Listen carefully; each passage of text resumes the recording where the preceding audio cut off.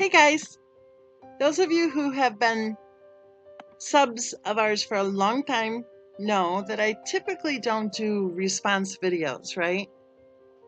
But there's a video, it's actually a response video to one of our live chats that I think I'll do a response video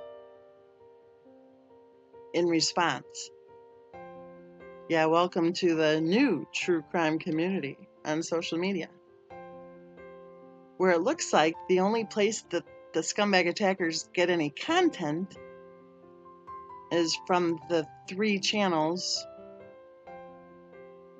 who are actually discussing the case. So this response video went up, I think it was yesterday, maybe the day before, I don't know. And the title of it is, "The Free Chris Watts Group Have Gone Too Far." It's a response video about one of our live chats, so I think they're referring to us. And I'm here to tell you, we are not the quote, free Chris Watts group. And had these people actually watched our videos, they would know it. But they don't watch our videos. They're sent little snippets or clips, and they're told to make a video, which is what they did. In the comments, of course, let's jump right to the comments. There were 2 or 3 of them I want to share with you. One of them said, "This lady's voice sounds like plunder." I think they're talking about Honey Badger, because in the video they're talking about Honey Badger and Miss Mensa. And I think everybody knows Miss Mensa is not plunder. But the scumbag attackers seem pretty hell-bent on trying to figure out who Honey Badger is.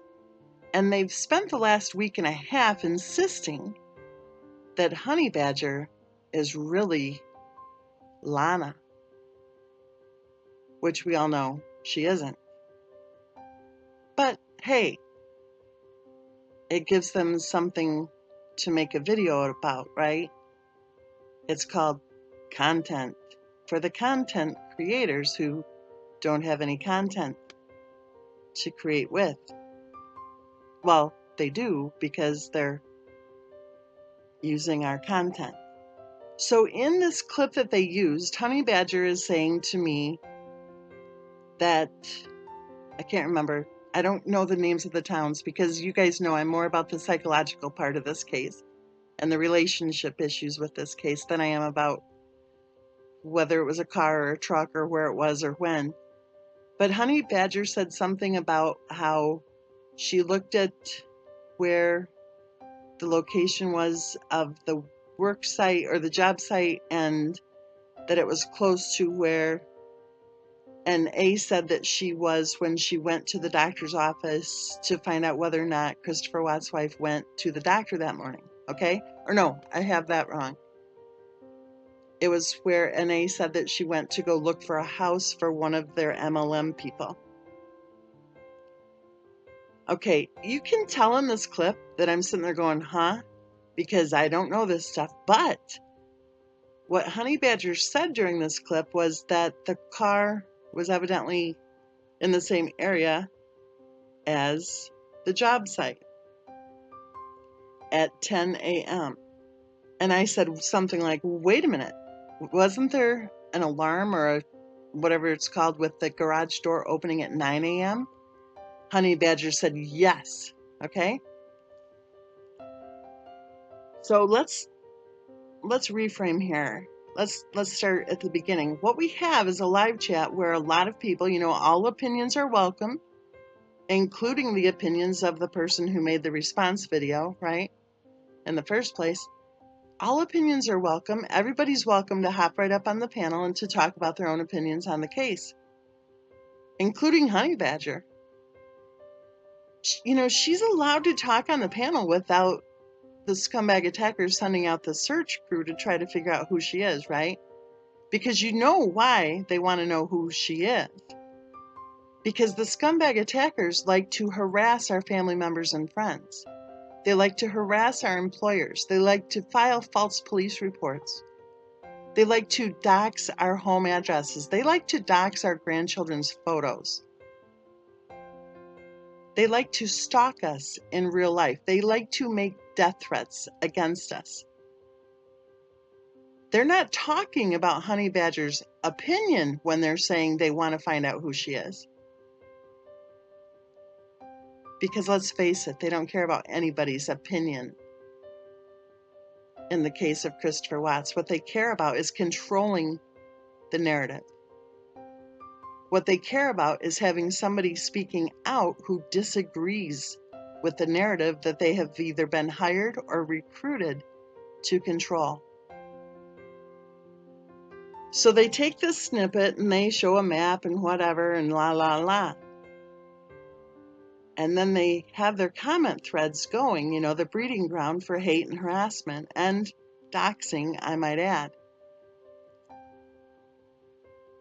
And they start right off with saying this is getting out of hand.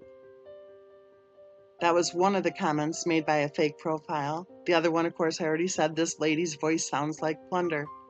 Another fake profile. And yet another fake profile posted this comment. So if you know someone involved in a murder, you're under suspicion. If you're not proved to be overseas, or preferably Mars, NA should sue them for everything they've got. In that situation, I would be finding out who Honey Badger is and taking it real life. Because this is real life for NA. This is about her real life. Level playing field. Isn't that an interesting comment? They'd be taking it real life. NA should sue them for everything they've got? Are you kidding me?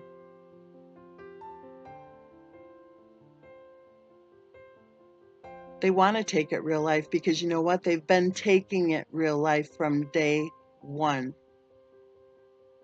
They have been harming innocent people. They have been pushing young women, young mothers of preschool age children to attempt suicide.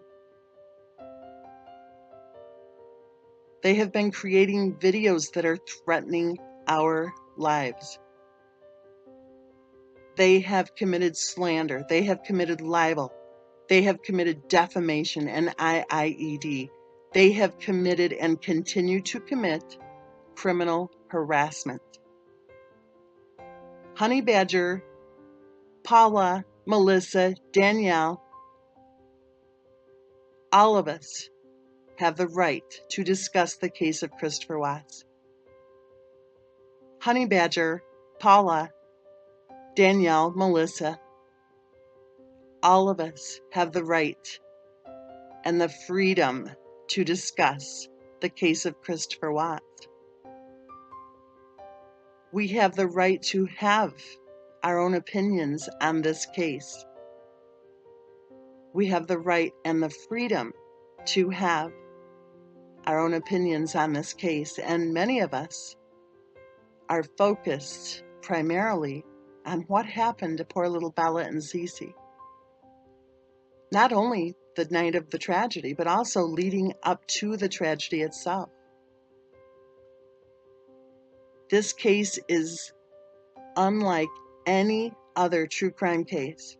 For those of us who have been actual members of the true crime community for many years, this case, the case of Christopher Watts, came along, and along with it came gangs of thugs, scumbag attackers thinking that they have the right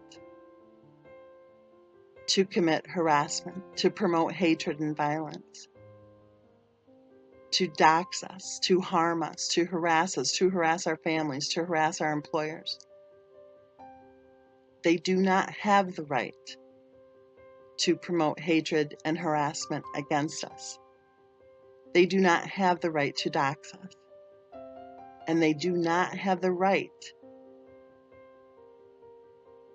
to insist that their opinion on the case is the only opinion that can be spoken or heard.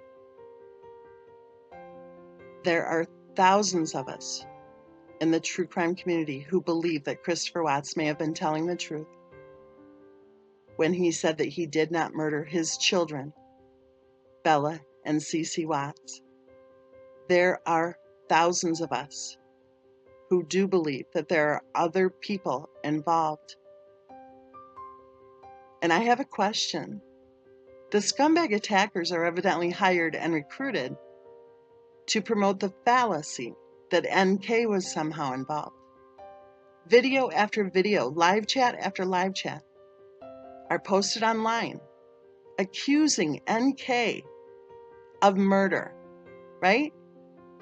So where was the virtue signaling from this particular channel creator when NK was accused of murder?